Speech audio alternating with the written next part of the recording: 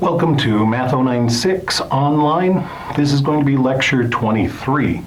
So today we're going to continue talking about section 4.3. So last time in class you should have seen an idea about slope, and there are lots of different formulas associated with slope. So remember that slope can always be represented by the letter m, and one of the formulas that we saw last time for slope was that slope was rise over run.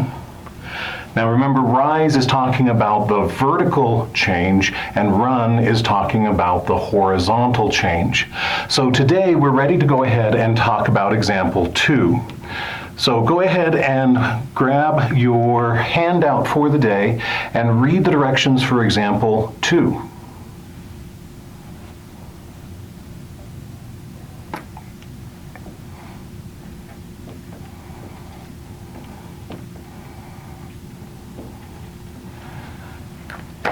So now that you've read those directions, let's go ahead and check out example 2a. In example 2a, you're going to see that we have a line and 2 points on that line were given to us.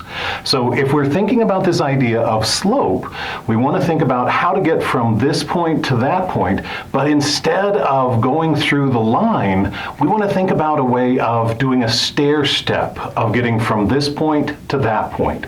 So what we're going to do is go straight up and then straight over. And in this case, what that means is we're going to go up and then to the right.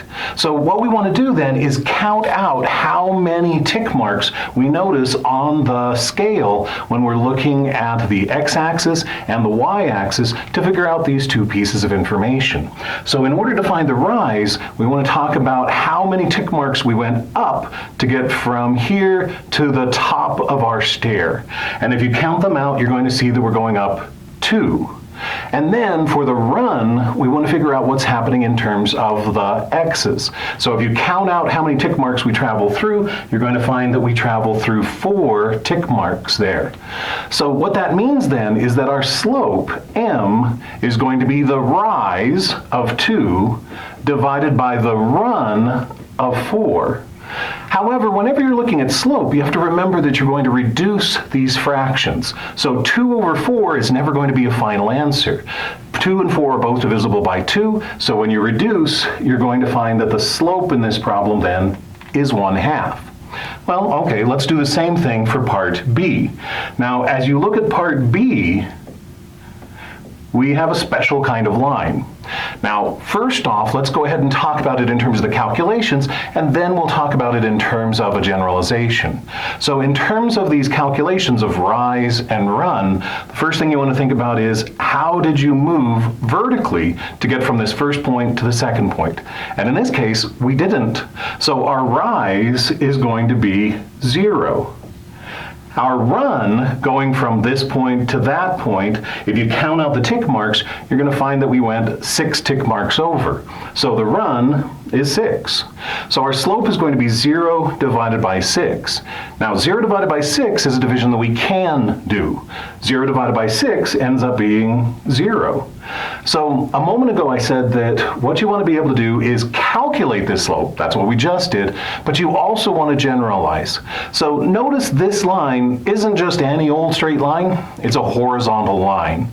And from this point forward, you want to keep in mind that any horizontal line is going to have a slope of 0. That's worth writing down. So every horizontal line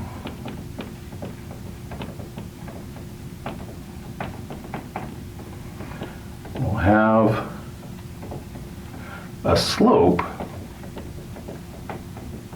of m equals 0. Now, our final problem here on this page is part C. So once again, we can calculate it and then we can generalize. So as you look at this problem, we have 2 dots, and those 2 dots are lining up straight up and down. So we again think about rise and we think about run. Well, I'm going to start at the bottom point and go to the top point. And if I count out those tick marks, I'm going to find that there are 2 tick marks there.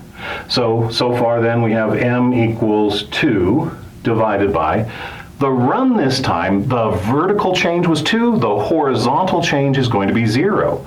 So we have 2 divided by 0.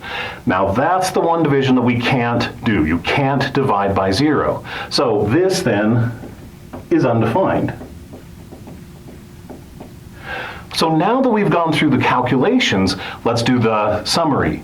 So a moment ago we saw every horizontal line will have a slope of 0. Now we can say every vertical line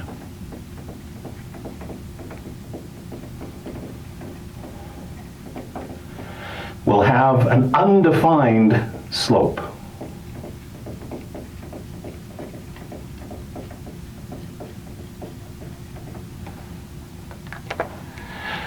At this point, we're done with this video. We're ready to move on to the next video. I'll see you in a bit.